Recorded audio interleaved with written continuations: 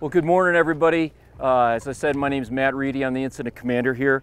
And I just want to first of all thank all the initial attack firefighters that were here from the Bureau of Indian Affairs, tribal firefighters from the White Mountain Apache tribe, and also from the Forest Service. They did an excellent job on the initial attack on this fire. They gave us a really good ground hold for us to build on, and we're building on success that they've already started.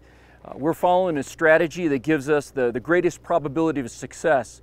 And what we're doing is we're utilizing a lot of the ponderosa pine restoration treatments that the forest has used and been implementing for the last 10 years here on the Apache sitgraves. And those pine restoration treatments are allowing us to get firefighters close to the fire. The fire has been in the canopies of the trees in the afternoons, and as you can see behind me right now, the fire this early in the morning is at a lower intensity, and that's the exact same thing that happens, that when the fire runs and reaches those pine restoration treatments, it lowers onto the ground, the intensity drops, and it gives the firefighters the opportunity to aggressively fight fire and do it very safely. We're also utilizing roads as control features here, and we're burning off those roads with the hotshot crews, and then we've got other firefighters and engines that are supporting the hotshot crews and trying to hold that fire on those roads. We've been utilizing aerial resources such as large air tankers and heli-tankers, and they've been very successful in many places on the fire.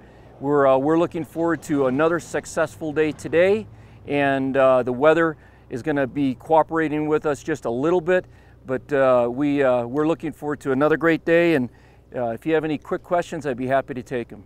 What are the winds like right now? I know we've been here since this morning, and we're starting to see that smoke kind of go north a little bit. Do you have any numbers on what the wind is like in that area? The wind right now is variable, and it's less than 5 miles an hour. As the heating of the day increases, we're expecting to see those winds increase, but we're not expected to see the winds that we've had here for the last 4 or 5 days. So that's gonna benefit the firefighters. Just at 5 miles per hour in that area? Up on the mountain right now, yes. We saw slurry drops late into the evening last night. How much work were they able to do on the mountain? The aerial resources that we have, the large air tankers and the heavy heli-tankers, they were able to work with the firefighters, and we always use those resources when we have boots on the ground, and they were extremely successful. They were doing a burnout operation on the east flank of the fire, and those resources were critical in holding that fire along that burnout operation. So we're going to continue to use those today. At this point, what communities are still threatened? We still have 3 subdivisions that are still threatened, and Bill is going to give you a list of the number of houses and structures. They're still evacuated, and we've been working with the Sheriff's Department, and they've just done an excellent job in assisting us. At this point, does it look like there will be any more evacuations? We're not anticipating right now, but we're also asking people to always be prepared in the event that we do ask for a pre-evacuation or an evacuation. And then, any injuries to the firefighters? We have no injuries to firefighters yet. Any estimated costs so far? No estimated cost as yet. We're only 3 days into it. It's our understanding that this was, or the latest information on INSWEP, that it was human caused. Do you have any idea of how the fire started yet? Currently, the Bureau of Indian Affairs, the tribe, and the Forest Service is working cooperatively to do a human-caused fire investigation. They're working through that investigation right now, and they haven't released any results yet. Do you have any containment numbers as of today? We have 0% containment, and we generally don't list containment until we have fire line established, where firefighters, boots on the ground, and also where the control of that fire has been extinguished to the point where we feel comfortable with where it's at. Can you describe where the bulk of your efforts will be today? The bulk of the efforts today are going to be on the east and the west flanks of the fire, where we're going to continue to build fire line and burn out along those fire lines, downhill until we reach those pine treatment areas that I talked about. That's where we've seen the greatest success. Have you determined a point of origin where the fire started? The fire investigators have determined a point of origin. They're now just trying to determine the cause of that. And is it too early to talk about the structural damage? I know there were 90 structures. I mean, not if there was damage, but then I know those were in the area that was affected. There were 90 structures there. Do we know what the damage is like yet? None of those 90 structures have been impacted by this fire. Okay. Firefighters have been successful to keep the fire away from those structures. Can you talk about what led to the fire jumping the east and west flanks yesterday? Yesterday afternoon, we had firefighters on the east and west flanks. They had put in some fire lines. The winds increased, and as those winds increased, we got spot fires across those control lines.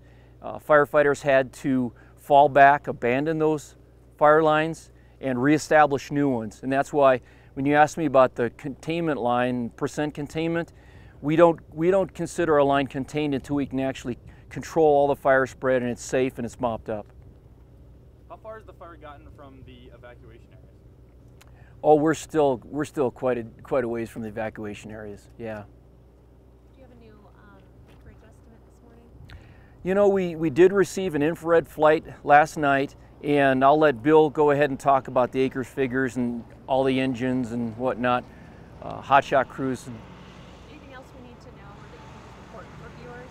I think it's really important for people to understand that this is really a critical time in the summer for us. This is the driest, it's the warmest, and as people are going out and enjoying the national forest, I know many national forests have fire restrictions in effect, that they be very, very careful, whether it's national forest, state lands, or even county lands, that they're very, very careful with fire. Thank you very much. Appreciate your time this morning. Just give you some other information and updates if I can. We had a good night last night. The winds died down, things settled. We didn't really get any measurable growth within the fire last night. The weather is cooperating along with us. We're able to get an early start on things this morning. You see crews all heading out, getting onto those lines. As the incident commander explained, our biggest emphasis here is going to be on the east and west flanks, trying to control all of that. This evening, there will be a community meeting at the Vernon Fire Station #1 in the town of Vernon at 6 p.m. We have established a media-only contact line for any media partners. We have several members that it'll ring onto each of their individual phones. That number is 623-738-6480. For public information lines, any of the public will have people manning phones starting already this morning. That number is 928-537-8420. There is a second line, 928-532-0031. Other things of notice is we'll have a visit from Andy Tobin, the Speaker of the House, will be here today, checking out the ICP and meeting with the command and general staff of the fire. We're still currently at 5,000 acres. That's what we were reporting last night, and it hasn't grown, like I said, because things were laying down during the night and we were able to make a little more headway. Again, the weather's looking a little better today. It seems each day it's dropping about 10 miles an hour with those winds. We were getting 40-mile-an-hour gusts 2 days ago, 30 yesterday. Now we're talking 10-mile-an-hour winds today with gusts at 20, 25. Still real substantial. The bad side of that is it's getting warmer and drier. It's only about 78 degrees for a high up around the fire area today, but it could be up into the 90s within the next couple of days. It's getting drier. 17% humidity today.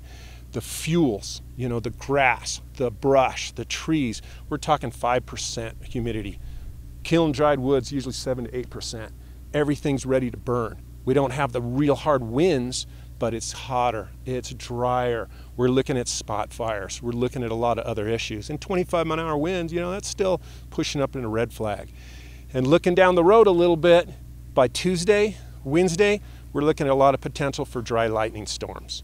As the monsoon pattern starts beginning to kick in, we should be getting some cloud cover and isolated thunderstorms. And thunderstorms cause downdrafts, cause erratic fire behavior. So again, big safety concerns for us looking down the road, but it's Saturday, you know, and today looks like we're gonna have a good day. We've got a lot more resources here going out onto the fire.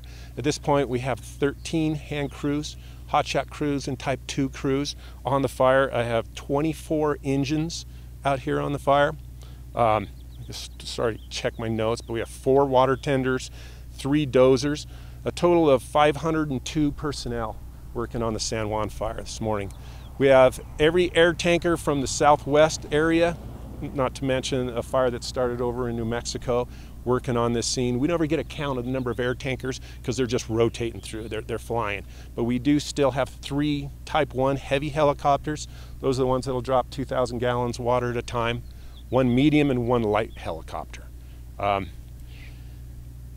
As far as anything else here, total of 25 people have been evacuated from the 3 neighborhoods that we talked about. So there's a total of 90 structures.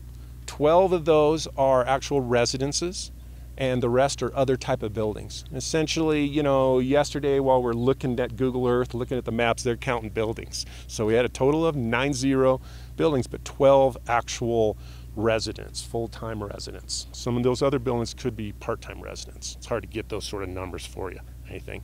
So that's about the biggest thing that I've got going for you right now. Questions? What are we missing? What else can we get at?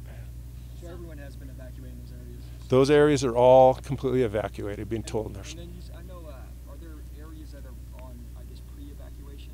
There are 2 areas that are still on pre-evacuation. That was the Greens Peak area and Hidden Meadows. That hasn't changed. Those pre-evacuations are well out ahead from the fire. That's all looking big box picture down the road. If we have conditions really change, we like to stay ahead of that time. We don't like to be surprised or surprise anybody else. So, you know, confidence at the moment, it's pretty good about those areas. And as the incident commander stated, the evacuated areas, the fire is not near those, but the potential exists. And again, we've evacuated those just for the public's safety.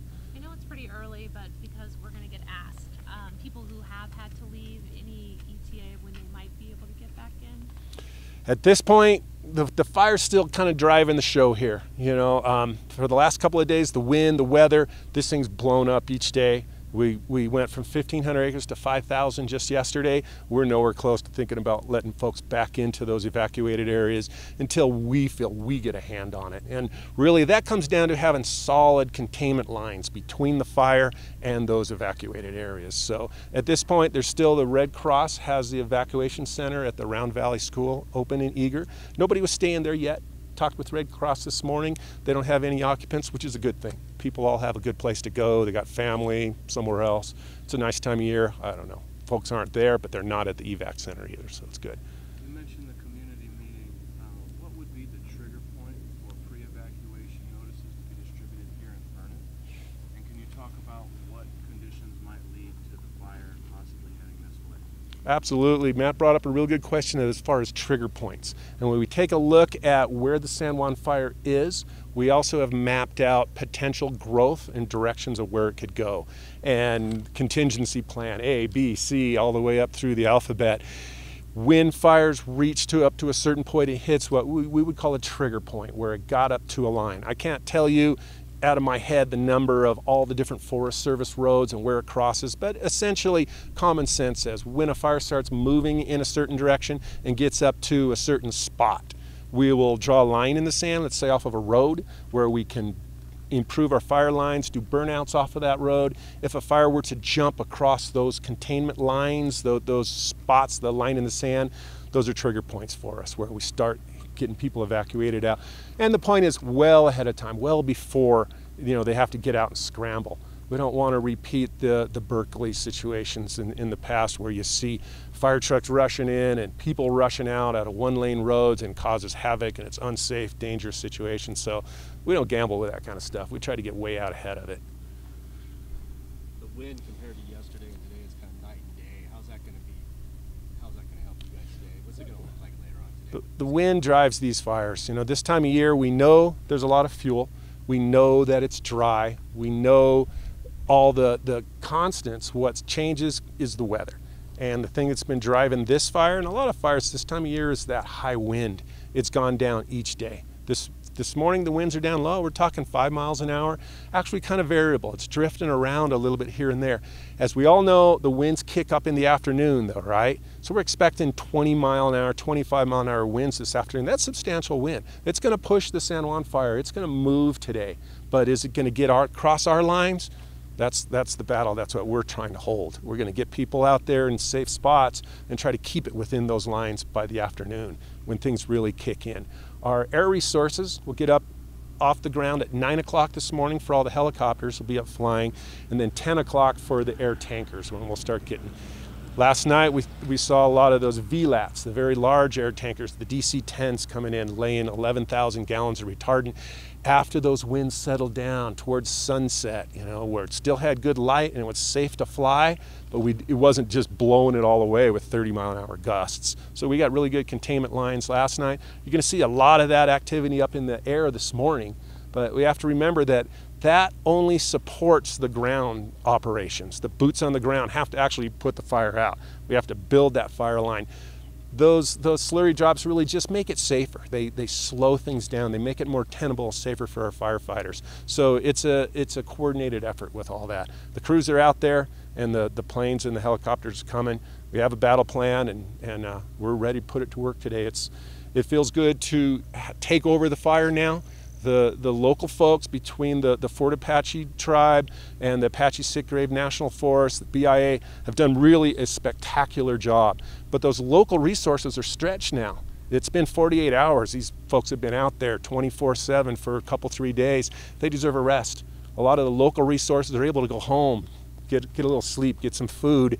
We've brought other folks in, and we're able to assist the great start that they've got going. They didn't just leave us with nothing. They did a wonderful job. We're just going to continue the efforts that have been done for the last couple of days, and you know, it feels pretty good. Things are going well. I think we're on the right path today. For those of us that are local, what kind of a story does the smoke tell? In the afternoon, we notice big plumes. Is that a story about the wind, or is that a story about the fire? That's a really good point when you just brought up as far as what kind of story does the smoke tell. At night, the winds tend to slow down, the ground cools, and the winds go down canyon. They see it reverse. They'll actually move back to the south here over the evening, laying down low. As the ground heats up, that lifts, and that heats up the fuels and everything as well. It starts burning hotter, starts moving faster. The wind kicks into that and starts pushing it. You can tell a lot of what's going on by a fire simply by looking at the smoke. Any of that's been around a fire at night, it comes right down into town, it lays down low, it's irritable, it's a mess.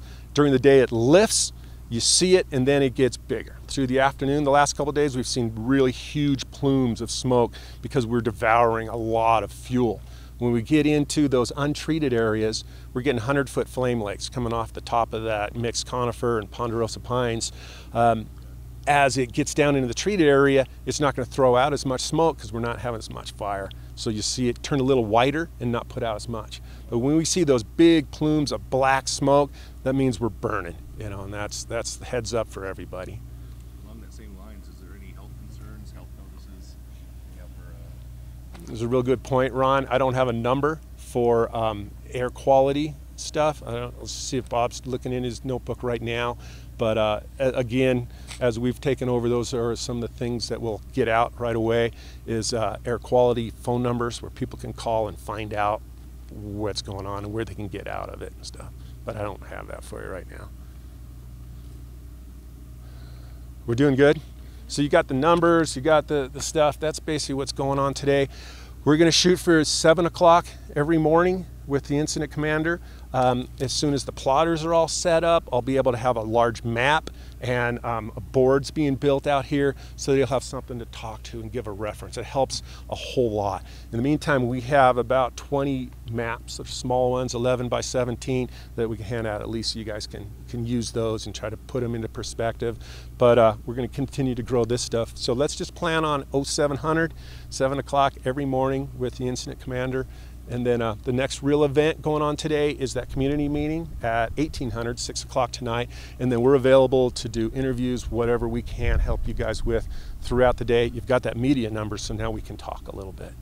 Hello, Ron Everingham here with iTalk 106.7 and City 4 TV. I'm here with Bob Dyson, who is a public information officer, and we just got some really good information. Bob, maybe you could just give us a recap on the heavy equipment that's on this fire. Well, we have all kinds of inventory, I call it. We have 14 crews, hand crews. Half a dozen of those are hotshot crews that are doing a yeoman's work out stopping this fire during some burnouts.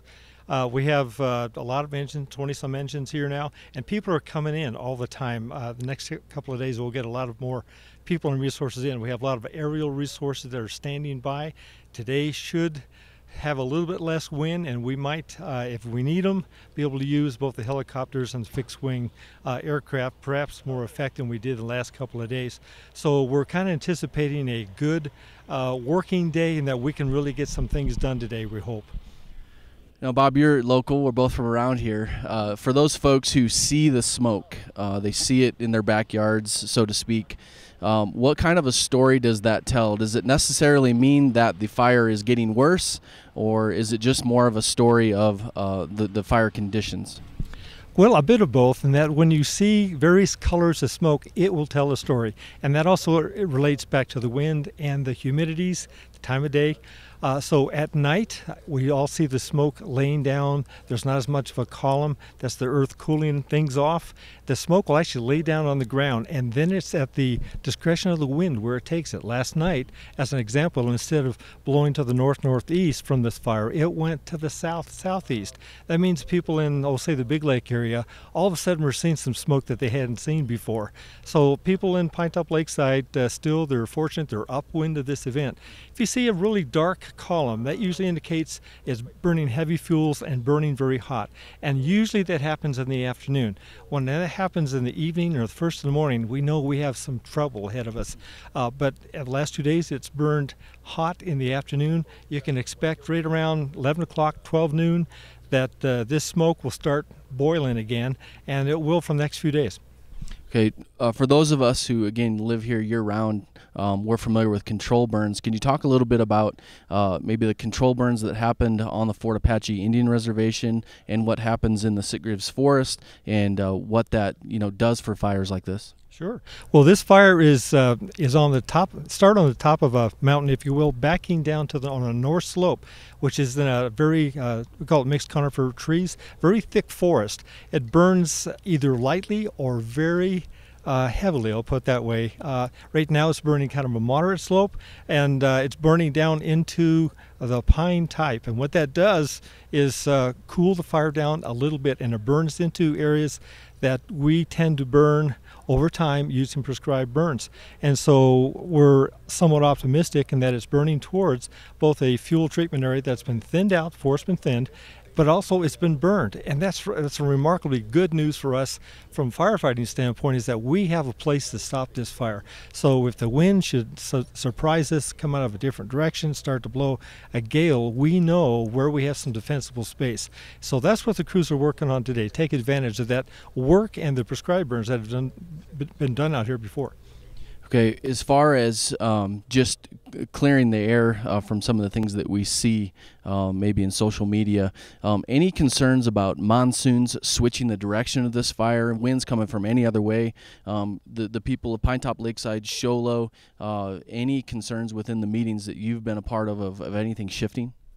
Well, there's no talk of the wind shifting. However, having said that, when you get a monsoon season, what you get is strong, drafty winds, and potentially the wind could draw the fire in any direction. We know that, and that's why we're trying to kind of button up the sides of this fire right now. Should that happen, we'll be in a better defensible position. If we don't do that, then we have perhaps more concern. Okay, thanks, Bob. And just for those of you who are tuning in, they did give out a public information line, 928-537-6480. So if anybody should have questions, you can give that line a call. Again, that's 928-537-8420. Well, thank you for your time, and thanks for all you do. You're welcome.